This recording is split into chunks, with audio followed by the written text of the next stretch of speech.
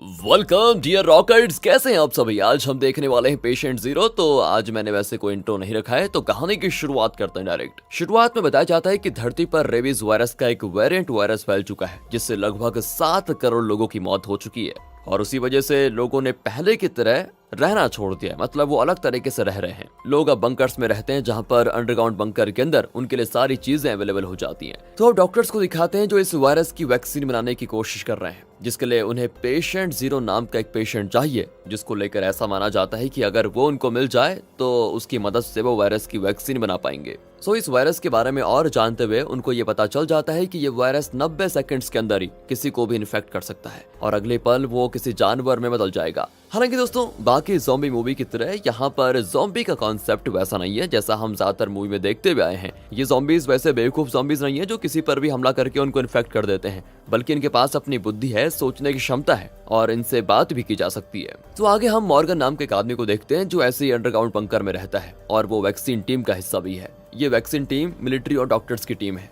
जिसमें मिलिट्री का काम तो यह है कि ज़ॉम्बीज बने हुए इंसानों को पकड़ कर लेकर आना और डॉक्टर्स का काम है उन पर टेस्ट करके वैक्सीन बनाने की कोशिश करना। अब हालांकि मॉर्गन तो कोई डॉक्टर या मिलिट्री वाला है नहीं, तो वो इस टीम में क्या कर रहा है इसका जवाब आपको जल्द मिल जाएगा। मॉर्गन अब एक्सपेरिमेंट रूम की तरफ जा रहा होता है। इस दौरान हम देखते हैं कि बंकर के अंदर ही पूरा मार्केट है और लोग वहां से अपनी जरूरत की सारी चीजें खरीद रहे होते हैं। उसके बाद वो एक्सपेरिमेंट रूम पर पहुंचता है। वहां वो डॉक्टर रोज और डॉक्टर स्कूट के साथ काम कर रहा होता है। साथ में वहां पर निगरानी के लिए कर्नल भी होते हैं, जिनका नाम नॉक्स है दोस्तों। इसी बीच वहां पर एक ज़ॉम्बी को भी लाया जाता है जो लगभग 5 महीने पहले इन्फेक्ट हुआ था। फिर उस ज़ॉम्बी को ना ये लोग एक ट्रांसपेरेंट चैम्बर के अंदर वहां पर डाल देते हैं, उसको बंद कर देते हैं। फिर मॉर्गन चैम्बर के अंदर जाकर उस ज़ॉम्बी से बात करने लगता है। एंड ये काफी शॉकिंग है वैसे कि मॉर्गन ज़ॉम्बी से कैसे बात कर रहा है। रुकिए जरा, क्योंकि इस बारे में मॉर्गन खुद ज़ॉम्बी को बता देता है कि मैं और मेरी वाइफ दोनों लगभग 1 साल पहले इस वायरस से इन्फेक्ट हुए थे। जहां मेरी वाइफ तो वायरस की वजह से ज़ॉम्बी में बदल गई, वहीं मेरी बॉडी ने किसी तरह इस वायरस को झेल लिया और मुझे ऐसी पावर दे दी जिससे मैं ज़ॉम्बी से बात कर सकता हूँ। मॉर्गन फिर उस ज़ॉम्बी से उसका नाम पूछता है, जिसमें वो बताता है कि मेरा नाम मेंस्टो है और मैं मिनेसोटा में हैलोवीन के वक्त पर इन्फेक्ट हुआ था, यानी कि अक्टूबर के महीने में। मॉर्गन फिर मिनेसोटा को समझाता है कि देखो, हम तुम्हारी मदद करना चाहते हैं, हम चाहते हैं कि तुम और तुम्हारे जैसे सभी लोग। अब मॉर्गन मिनेसोटा से बात कर ही रहा होता है कि तभी बाहर कर्नल नॉक्स का पेशेंस टूट जाता है और वो माइक पर कुछ ऐसी बकवास करता है जिस वजह से मिनेसोटा, जो कि मॉर्गन से बात कर रहा था अभी तक और शांत था, वो फिर से अग्रेसिव हो जाता है। इस पर तो मॉर्गन को भी गुस्सा आता है कि यार मैं इनके लिए बात कर रहा हूँ और यह है कि उसको भड़काया जा रहा है। वो भी नॉक्स पर चिल्लाकर चैम्बर से बाहर आ जाता है, जिसके कुछ देर के बाद नॉक्स उसे वापस चैम्बर में जाने को कहता है, लेकिन मॉर्गन तो गुस्से में होने की वजह से जाने से बिल्कुल मना कर देता है। अब इससे तो वो नॉक्स और गुस्सा हो जाता है और सीधे जाकर गन से मिनेसेटो की खोपड़ी उड़ा देता है। मॉर्गन भी ये देखकर गुस्से के अलावा कुछ कर नहीं पाता, सोचता है कि कितने जालिम लोग हैं। मॉर्गन इसी गुस्से में नॉक्स पर हाथ उठाने वाला होता है कि उससे पहले नॉक्स उसके सर पर भी गन पॉइंट कर देता है। एंड फिर मॉर्गन को अपना गुस्सा शांत करना ही पड़ता है, वो वहां से जाना ही सही समझता है। आगे हम देखते हैं कि रोज मॉर्गन के पीछे आती है और वहां मॉर्गन उससे कहता है कि मुझे अब तक अपनी वाइफ जेनेट की चिंता होती है, मैं उसे उस दिन इन्फेक्ट होने से बचा नहीं पाया। जिसके बाद हम देखते हैं कि मॉर्गन और रोज एक दूसरे से किस भी कर देते हैं, मतलब कि मॉर्गन की वाइफ के जाने के बाद वो रोज को पसंद करने लग गया है। लेकिन मॉर्गन के अंदर अभी भी अपनी वाइफ को जीवित करने के लिए जुनून सवार है। वो अपनी वाइफ जेनेट के लिए एक एंटीडोट लेकर जाता है, जिसमें उसने अपना ब्लड मिलाया होता है, पर इससे ये कंफर्म नहीं है कि इससे वो ठीक होगी।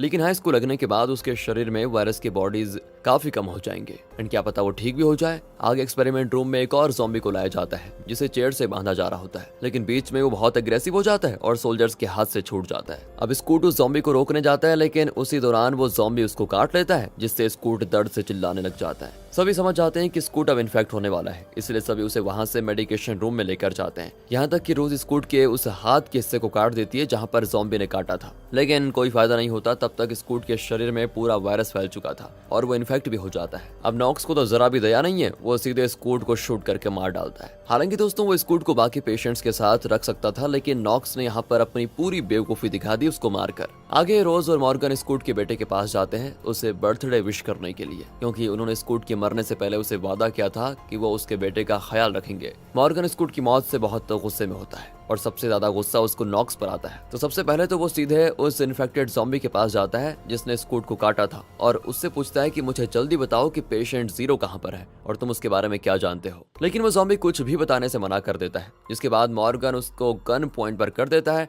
और इससे पहले कि मॉर्गन उसे शूट करके मार डालता, मॉर्गन को वापस बुला लिया जाता है, जहां उसको पता चलता है कि मिनेसोटा जो पहले वाला ज़ॉम्बी था और इस ज़ॉम्बी में जिसे अभी इन्होंने पकड़ा है, इन दोनों में एक सिमिलरिटी है कि दोनों मिनेसोटा से इन्फेक्ट हुए थे। यानी कि हो सकता है कि वहीं पर पेशेंट 0 भी हो, दोनों लगभग एक ही समय के दौरान इन्फेक्ट हुए थे। आगे यहाँ से निकलने के बाद मॉर्गन जेनेट के पास जाकर उसे एक और एंटीडोट देता है, जहाँ इस बार जेनेट उसे कहती है कि मैं यहाँ प्लीज कैद में नहीं रह सकती, मुझे बाहर दुनिया में भेज दो जहाँ सभी इन्फेक्ट लोग रह रहे हैं, मैं भी उनकी तरह ही रहूंगी। मॉर्गन उसे कहता है कि तुम सब्र करो, जल्दी वैक्सीन बन जाएगी और तुम ठीक भी हो जाओगी। अब मॉर्गन रोज के पास जाता है जो उसके ब्लड के सैंपल को निकालती है ताकि वो उसको एग्जामिन कर पाए और देख पाए कि उसमें और क्या क्या चीजें हैं। जिस दौरान वो बताती है कि तुम्हारे अंदर वायरस के बॉडीज कम हो रहे हैं और तुम्हारे ब्लड की वजह से जेनेट भी काफी इंप्रूवमेंट में है। कुछ देर के बाद रोज वहां से चली जाती है और तब वो मॉर्गन से कहती है कि मैं तुमसे प्यार करती हूँ। आगे हम देखते हैं कि कर्नल नॉक्स सभी मरे हुए सोल्जर्स की डेड बॉडी को इकट्ठा कर रहा होता है। तभी उनमें से एक मरा हुआ सोल्जर अपनी आंखें खोलता है और दूसरे सोल्जर को काट लेता है।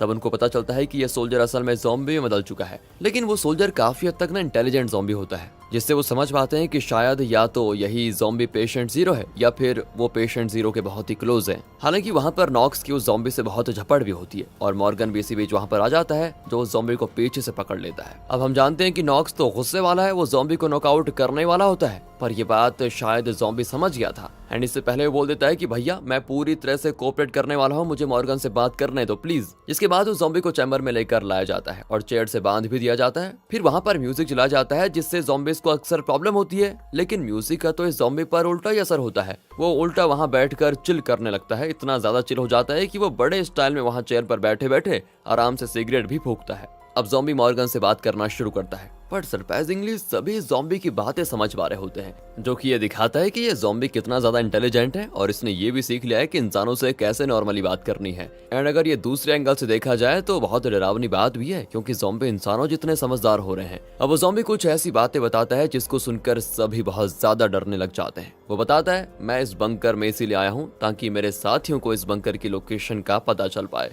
और अगले ही पल वो इस पर हमला करने वाले हैं। वो आगे ये भी बताता है कि इस बंकर से बाहर दुनिया में लाखों ऐसे ज़ॉम्बीज हैं जो बहुत ज्यादा इंटेलिजेंट हैं और कह सकते हैं वो इंसानों के दिमाग वाले ज़ॉम्बीज हैं, जिन्हें ये पता है कि तुम सब यहाँ मिलकर एक ऑपरेशन कर रहे हो जिसमें तुम पेशेंट 0 को ढूंढकर वैक्सीन बनाने की कोशिश कर रहे हो, लेकिन तुम ये सब कुछ करो इससे पहले हमारे लोग यहाँ पर आ जाएंगे। एंड दोस्तों इसके बाद वो ज़ॉम्बी खुद के बारे में बताना शुरू करता है कि वो कैसे इन्फेक्ट हुआ था, जिसमें वो बताता है कि मैं नॉर्मल सा यूनिवर्सिटी का प्रोफेसर था और उस दिन मैं अपना लेक्चर दे रहा था। तभी मेरी वाइफ का मुझे कॉल आता है और वो मुझे बताती है कि वो बहुत डरी हुई है और पूरे शहर में कोई वायरस फैल चुका है। मैं अपनी वाइफ से क्लासरूम के बाहर आकर बात कर रहा था, तभी मुझे क्लासरूम के स्टूडेंट्स के चिल्लाने की आवाज आई एंड जब मैंने क्लासरूम में देखा तो ढेरों ज़ॉम्बीज स्टूडेंट्स को मार रहे थे, उन्हें बेरहमी से मारते जा रहे थे। इसी बीच एक ज़ॉम्बी ने मुझ पर हमला कर दिया और मुझे भी इन्फेक्ट कर दिया। कुछ समय के बाद मुझ में भी उसके असर दिखने लग गए। आगे फिर मैं अपने घर गया और मैंने अपनी वाइफ पर भी हमला कर दिया। मैंने उसके शरीर को बुरी तरह से काटना शुरू किया